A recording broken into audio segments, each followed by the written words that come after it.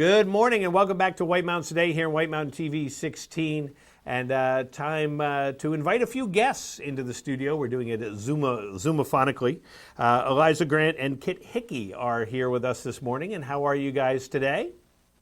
We're good. Thanks for having us on. And we're going to talk about the Bluebird Project. The Bluebird Project is really a cool program that you guys have instigated, I guess we'll say. And if you want to give an overview of what that's all about. Yeah, so the Bluebird Project is a company that Eliza and I started to really address a few issues that we were seeing as local residents of the Valley.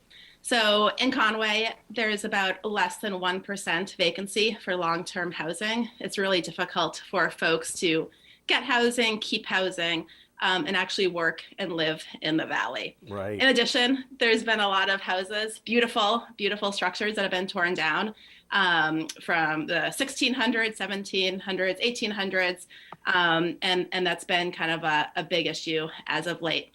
So Liza and I came together and started the Bluebird Project to address both those issues. We are taking existing structures and turning them into long-term housing. So for instance, this house behind me, 109 Pine Street, was built in 1850. It's kind of an iconic building within North Conway Valley, North Conway Village, and we're going to be turning it into long-term residential units. And that is so cool. I was reading, there was an article in the paper, and so I was reading about what you guys have done. And I think one of the most interesting things about it is the whole thing about that you're taking existing buildings because it's cheaper to restore a building versus build something from scratch.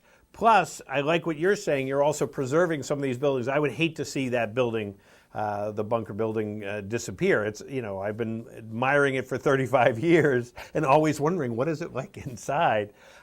So that's great. So what is the next step for you guys?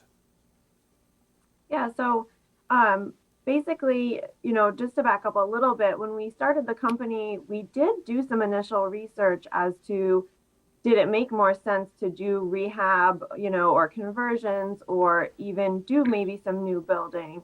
And, you're right when you say it is less expensive and ultimately more affordable to rehab a building that's in good shape. It's not necessarily easier or cheaper to rehab a building in bad shape.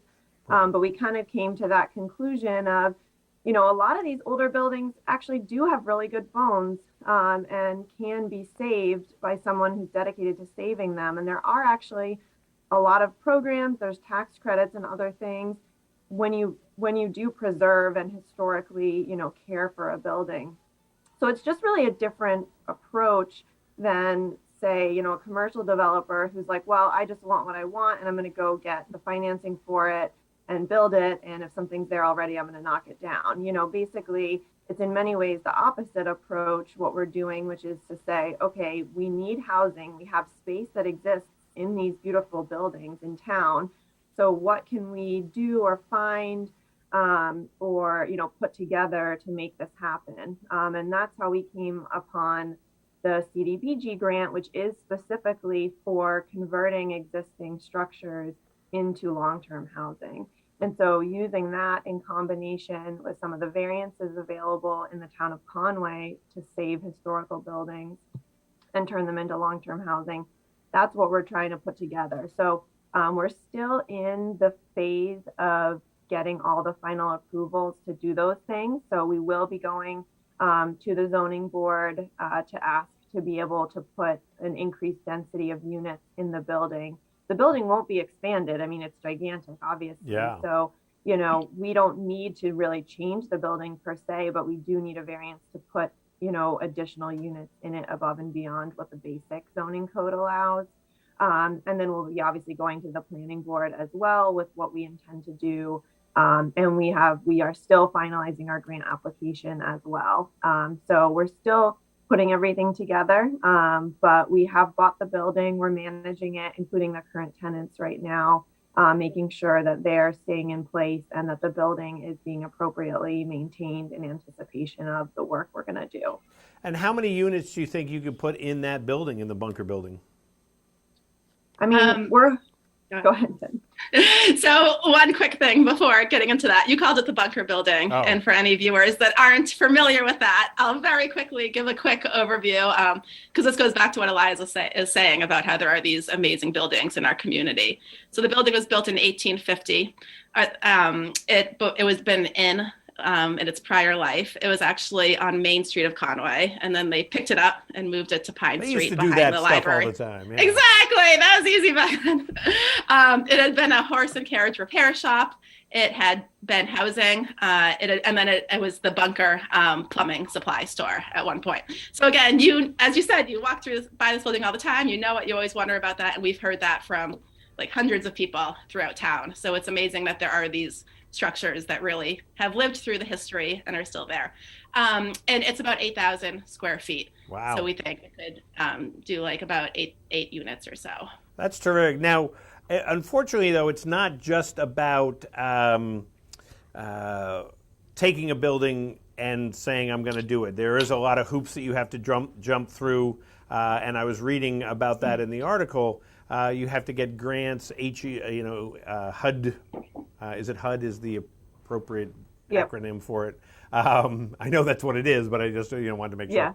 Yeah. So you have to do all that stuff too. So this is not just, hey, we're gonna rehab it. So you still have some work ahead of you for that element of things. Yeah, so a lot of, like I mentioned, a lot of these programs that we're hoping to utilize to make the units affordable, meaning make the work we need to do affordable, to get grants and other, assistance with the project, they love to make you jump through hoops. I mean, we could certainly just, do it how we want it, and just get a big loan and not get a grant or not get, help with lead abatement from, New Hampshire Housing Finance or, et cetera. But then it's going to be really expensive, and we don't really have a lack of expensive housing in the Valley. We have a lack of usable for the workforce housing in the Valley. So there are a lot of, they love to make you jump through hoops when you're trying to get extra, support and, financial support or grants and other things. So there is a lot to do on that end. But we've spent a lot of time and energy, navigating that already. So we are sort of getting to the point of knowing how we're going to cross the finish line in a lot of those things. But yes, that's part of what takes time. I mean, certainly we would love to just go start doing work tomorrow, but it does take a lot of planning and logistical sort of Tetris to finally be ready to do everything we need to do. Right, and you're looking at another property right in Kearsarge also, right there at the top of Kearsarge Street, and that one you're feeling you can get that up and out in really just a matter of months. Yeah. So that one is for standalone cottages, and they had actually been used for long-term housing historically. Now they're used as part of a B&B, but those are ready to go. And yeah, the reason we like that project is because we think housing is an issue that needs to be addressed now. So we're glad to have a project that we can get tenants in pretty immediately. Now that's terrific. Now, are you looking to try to get also funding from the community, or is this all kind of being done with you guys and through grants and stuff like that? I'm asking that because I imagine people have stepped forward and say, hey, we want to help support this. So what is the best way? Is it just standing behind you and voting for it in town meeting, or is there other ways that people can show their support for what you guys are doing?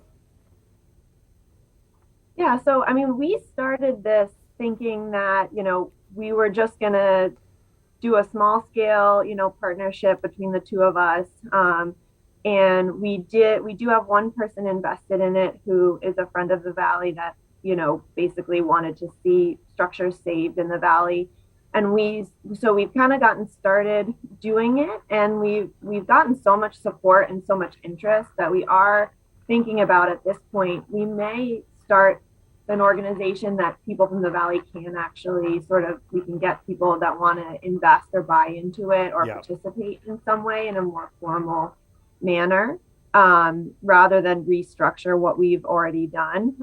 Because we ended up getting in the paper for these projects twice in 1 week, but we've actually been putting this together for months and months, and doing this work for months and months, just behind the scenes. So, rather than restructure everything that we're doing right now, we're looking into potentially creating something called a benefit corporation, which is basically a private business, but it's meant to be like a nonprofit in the sense that the mission of the business is to do something community focused and not necessarily a profit driven business. Yeah. But it's different than a nonprofit because you can have people that buy shares, buy into the business, and you don't have to have a board of directors that is separate from, the people running the business, which can be, Kit and I are both on a nonprofit board in town. We've been on nonprofit boards, and it can be logistically difficult to be a streamlined business when you're a nonprofit. Everything's got to go through a board. There's, you got to be recruiting for it. It's, maybe they meet once a month, et cetera. So part of why we did this as a partnership initially was so we could be streamlined and get things done. And so we're sort of looking at how can we engage everybody and continue to do what we're doing without it becoming sort of a unwieldy behemoth. So well, I think that's where we're at. Yeah, I think it's just great what you guys are doing. First time I heard about it was, of course, the article on the front page of the paper, and I think you're going to get a lot of support from people in town, and hopefully you'll keep getting the word out, and so that people get a chance to really see what you guys are doing. And I guess the best thing is, if you need more info, or you need to get the word out, however the best way to do that, I look forward to chatting with you. I think everybody in the Valley, I can't imagine there's anybody who's not supporting what you guys are trying to do. It is an issue, and it would be great just to see as many of these structures, I'll use them structures, pop up and resume a good life, so to speak. Yeah, thanks so much for having us on and letting us tell our story. We really appreciate it. We love the support. So people can email us at thebluebirdprojectnh@gmail.com or through Facebook. And if you have an antique house or know of one, also let us know, because we are also looking to save additional ones. So thank you again so much. Well, that sounds great. So Eliza and Kit, thank you so much for being here today. And we hope to talk to you again soon. Absolutely. Thank you so much. Thank you. Thank you. Take care. Eliza and Kit too. letting us know what's happening with all the great things with the Bluebird Project. And very exciting program. And we'll be right back.